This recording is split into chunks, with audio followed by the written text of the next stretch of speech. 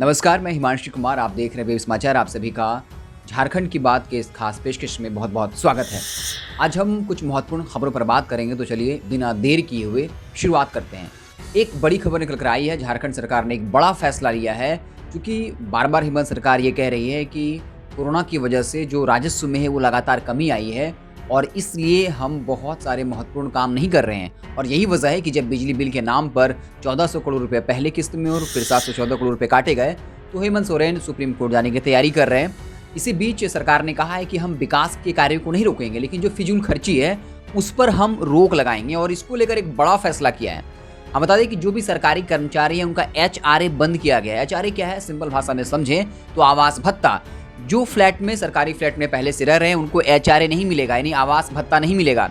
इसके साथ ही 1 officer 1 van, मतलब एक अफसर पर एक गाड़ी। इसके साथ ही जो तमाम जो फिजूल खर्ची हैं अफसरों के और सरकारी कर्मचारियों के, उन पर जो है अब लगातार कटौती सरकार करेगी। तो एक बड़ा फैसला है। बिल्कुल फिजूल खर्ची नहीं होना चाहिए।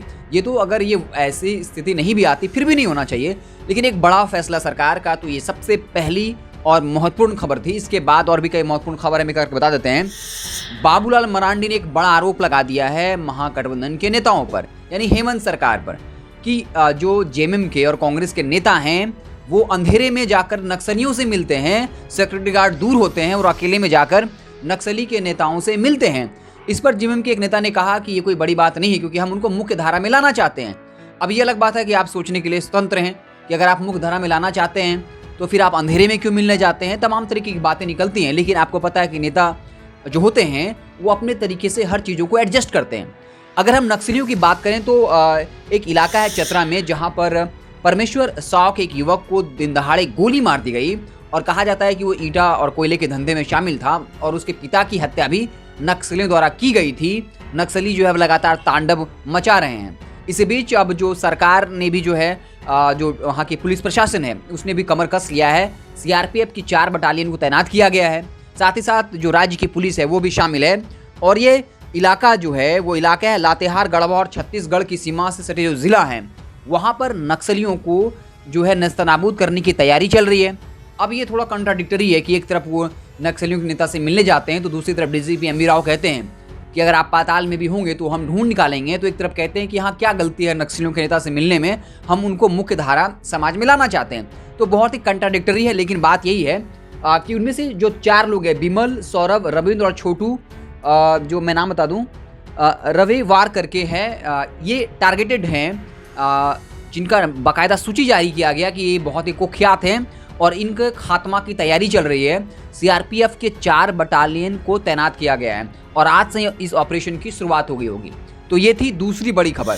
झारखंड से एक अजीबोगरीब मामला सामने आया है, जहां पर अधिकारी ये कहते पाए गए, जो स्वास्थ्य अधिकारी हैं, कि अगर स्वास्थ्य कर्मचारी अगर वैक्सीन नहीं लगाते हैं तो उनकी सैलरी रोक दी जाएगी। जबकि बाकायदा केंद्र जो सरकार है उसकी जो नोटिस है उसके अनुसार ये है कि जो भी चाहेगा स्वेच्छानुसार लगवाना चाहता है टीका तो लगवाए, नहीं लगवाना चाहता है तो नहीं लगवाए। इसके अलावा जिसने पोर्टल पे, सरकारी पोर्टल पे जो ऐप है उस पर रजिस्टर कर भी लिया है और उसकी अगर इच्छा नहीं है लगवाने की तो उसे ज़बरदस्ती न किया जाए। लेकिन झारखंड के स्वास्थ्य अधिकारियों के इस आदेश के बाद काफ़ी बवाल मच गया और बवाल के बाद हालांकि उस आदेश को वापस करा लिया गया, लेकिन ये काफ़ी कह सकते हैं सवालिया निशान खड़ा करता है कि जब केंद्र सरकार का नोटिफिकेशन कह रहा है कि आप स्वेच्छानुसार फ्री है, चाहे तो लगवा सकते हैं या नहीं भी लगवा सकते हैं, तो इसके बाद हालांकि बवाल होने के बाद इसे वापस लिया गया। लेकिन इस तरह का आदेश जारी किया गया था कि अगर स्वास्थ्य कर्मचारी वैक्सीन नहीं लगवाते हैं तो उनकी सैलरी जो है रोक दी जाएगी।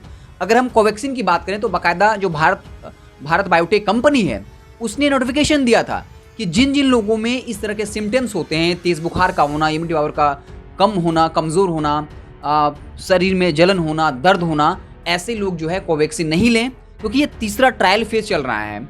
और तीसरा ट्रायल फेज अगर न भी कहे तो ट्रायल फेज चल रहा है और बाकायदा भारत बायोटेक कंपनी ने लिस्ट जारी कर दिया है कि जिन जिन में ये सिम्टम्स हों वो कोवैक्सीन न लें।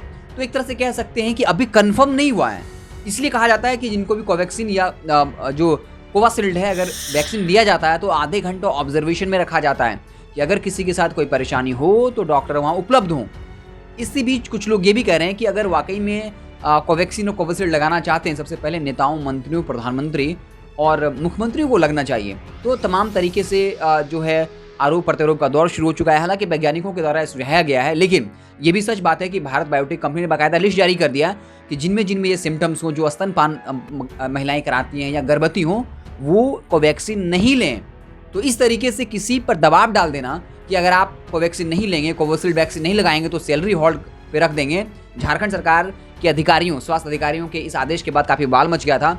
तो एक बड़ी खबर थी। इसके अलावा आपको पता होगा कि जो गोड्डा सांसद निशिकांत दुबे हैं, उनकी पत्नी का नाम अनामिका गौतम, उनको लेकर आज हाईकोर्ट में याचिका पे सुनवाई चल रही थी। हालांकि अगली सुनवाई जो है 27 जनवरी को होगी। इन पर ये आरोप है कि देवघर में ज़मीन लेन देन के मामले में जो है धांधली हुई है और कुछ अफसरों के साथ मिलकर राजस्व को घाटा पहुंचाया गया, नुकसान पहुंचाया गया है।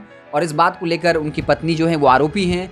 आज सुनवाई हुई लेकिन कुछ निष्कर्ष पर नहीं पहुंच पाए और 27 जनवरी को जो है फिर से सुनवाई होनी है। और देखना दिलचस्प होगा कि जो है क्या वाकई में अनामिका गौतम है वो दोषी साबित होती हैं। अगर वाकई में वो जिम्मेदार हैं, वाकई में उन्होंने धांधली करी है, तो बिल्कुल उनको जो है सज़ा मिलनी चाहिए। तो 27 जनवरी को इस पर सुनवाई होगी। इसके अलावा कुछ और महत्वपूर्ण खबर है, हम आपको बता दें कि हेमंत सोरेन जो है दिल्ली पहुंचे थे और उन्होंने सोनिया गांधी और राहुल गांधी से मुलाकात करी। आपको पता होगा कि झारखंड में ये बात भी चलने लगी कि झारखंड सरकार अस्थिर हो सकती है। जिस तरीके से आलमगीर आलम ने आरपीएन सिंह के खिलाफ जो है बगावती सुर छेड़ दिया था और कह दिया था कि आरपीएन सिंह जो है कांग्रेस के नेताओं से पैसा लेते हैं, तो ये बातें चल पड़ी थी कि कांग्रेस के अंदर जो खेमा है सब कुछ ठीक नहीं चल रहा है, हो सकता है कि टूट हो जाए। इसके अलावा जेएमएम से भी कुछ नेताओं के बागी स्वर दिखने लगे थे।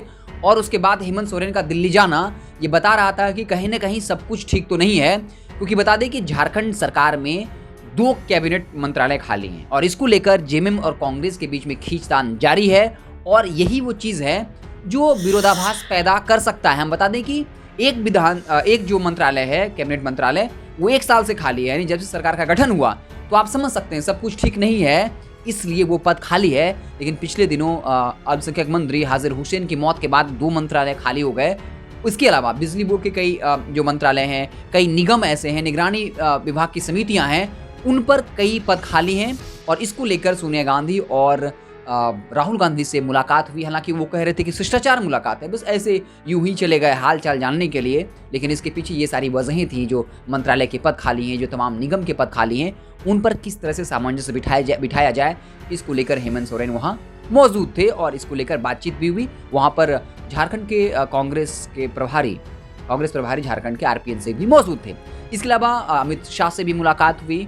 काफ़ी जो है दोनों एनर्जेटिक दिखे। अमित शाह मुस्कुराते हुए हेमंत सोरेन का जो है स्वागत किया, उनसे बातचीत करी। जिस तरीके से लगातार आप देख रहे होंगे बिजली बिल को लेकर लगातार कड़वाहट बढ़ती जा रही थी, तो केंद्र सरकार भी जानती है इस बात को कि जनता में ये मैसेज जा रहा है कि बार बार हेमंत सोरेन लोगों के दिमाग में ये बात जो है दिमाग में डाल दिया है कि झारखंड एक गरीब राज्य है और यहाँ पर जो है राजस्व की कमी हुई है। इस तरीके से केंद्र सरकार जो हमारा बकाया नहीं दे रही है, जो हज़ारों करोड़ टैक्स है, हज़ारों करोड़ के टैक्स हैं, 84,000 करोड़ के टैक्स हैं, बाकायदा वो हमारा पैसा काट ले रही है बिजली बिल के नाम पे, जबकि हम कह रहे हैं कि हम चुका देंगे पैसा। तो केंद्र सरकार ने भी जो है काफ़ी अच्छे से इसको डील किया है, क्योंकि केंद्र सरकार नहीं चाहती है कि झारखंड के लोगों में गलत मैसेज जाए कि केंद्र सरकार जानबूझकर हेमंत सोरेन के टांग खींचने का काम कर रही है। इसलिए आप देख रहे होंगे जब हेमंत सोरेन मिलने गए अमित शाह से तो काफ़ी एनर्जेटिक दिखे, धर्मेंद्र प्रधान से भी मिले, प्रहलाद जोशी से भी मिले जो कोयला मुख्यमंत्री हैं। तो केंद्र सरकार का रवैया काफ़ी सकारात्मक अभी तैयार है, क्योंकि हेमंत सोरेन जो है झारखंड वासियों के दिमाग में ये बात जो है डालने में सफल हो गए कि हमारा अगर केंद्र सरकार हम बिजली बिल नहीं चुका पा रहे हैं, जब हम कह रहे हैं कि हम चुका देंगे तो वो पैसा काट ले रही है, तो फिर जो केंद्र सरकार का कोयला का रॉयल्टी है कोयला कंपनी का, वो हमें नहीं दे रही है। जो 40,000 करोड़ के आसपास है, सब मिला के 80,000 करोड़ के आसपास हमारा बकाया है, वो केंद्र सरकार क्यों नहीं दे रही है। इसलिए केंद्र सरकार का सहयोग जो है वो सकारात्मक रहा और आशा करते हैं कि राज्य सरकार और केंद्र सरकार मिलकर काम करे झारखंड वासियों के लिए, क्योंकि किसी भी देश को चलाने के लिए, क्योंकि ये फेडरल स्ट्रक्चर है, इसे हम संघीय ढांचा कहते हैं। संघीय ढांचा में राज्य की अपनी शक्तियां हैं, केंद्र की अपनी शक्तियां हैं, और जब ये दोनों शक्तियां मिलकर काम करेंगी तभी इस देश के और राज्य के लोगों का भला होगा। तो झारखंड की बात में आज की ये महत्वपूर्ण खबर थी जो हम आपके साथ साझा करना चाहते थे। एक और खबर है, देवघर के जयप्रकाश पंडित जी ने बाकायदा एक याचिका दायर किया। हम आपको बता दें कि हेमंत सरकार जो है वो पंचायत चुनाव को विलंब करना चाहती है, 6 महीने के लिए कार्यकाल बढ़ा दिया है, लेकिन देवघर के पंडित जी ने जो है बाकायदा इस पर याचिका हाई कोर्ट में दाखिल कर दी है और संविधान का आर्टिकल का जिक्र कर दिया है। और वो आर्टिकल 243 में स्पष्ट प्रावधान है कि जब कार्यकाल खत्म होता है पंचायत चुनाव का, तो आप जो है चुनाव कराना अनिवार्य है। और वो कह रहे हैं कि जब तमाम उपचुनाव हो रहे हैं, हैदराबाद में चुनाव हुआ, बिहार में चुनाव हुआ, पूरे देश भर में चुनाव हो रहे हैं, तो फिर पंचायत चुनाव को क्यों टाला जा रहा है? पंचायत चुनाव अपने नियमित समय पर होना चाहिए। हाँ, कोरोना है तो उसके गाइडलाइंस को फॉलो करते हुए चुनाव होना चाहिए, लेकिन चुनाव होना चाहिए। इसको लेकर बाकायदा हाईकोर्ट में याचिका दायर कर दी गई है कि 6 महीना जो वक्त दिया जा रहा है ये नहीं दिया जाना चाहिए, नियत मौके पे जो है पंचायत चुनाव होना चाहिए। तो ये थे झारखंड से जुड़े कुछ महत्वपूर्ण खबर जो हम आपके साथ साझा करना चाह रहे थे। तो इस तरीके से आप देख रहे थे झारखंड के बाद की खास पेशकश। तो आपको हमारा शो कैसा लगा ज़रूर बताइएगा। अगर आपको पसंद आया तो लाइक करें, कुछ सुझाव देना चाहते हो तो कमेंट के जरिए बताएं, और अगर आपने हमारे चैनल को सब्सक्राइब नहीं किया तो सब्सक्राइब ज़रूर कर लीजिए। बहुत बहुत धन्यवाद।